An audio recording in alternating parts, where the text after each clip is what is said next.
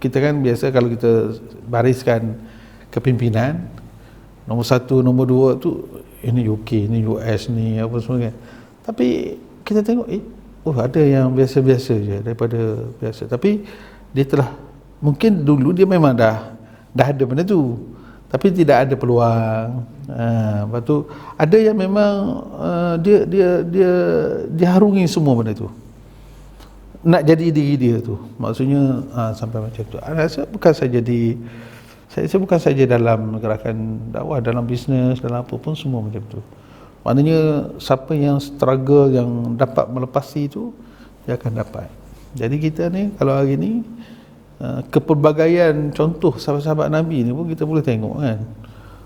Abdullah bin Maktum tu kira orang dhaif sangat kan, tapi ada nama dia dalam Quran ni, kisah dia ada dalam Quran. Salman Al-Farisi, maknanya perang Khandaq tu kan, itu hasil daripada pemikiran dia, pengalaman tempat dia. So semua orang ni bermakna kalau kita pandai menguruskan dan tarbiyah berjaya menghasilkan. Jadi kesan besar masih kepada murabi, kerana kemenjadian tarbiyah tu daripada penyusunan murabi. Kalau murabi datang jumpa, lepas tu baca balik, dia tak ada apa, dia tak akan rasa.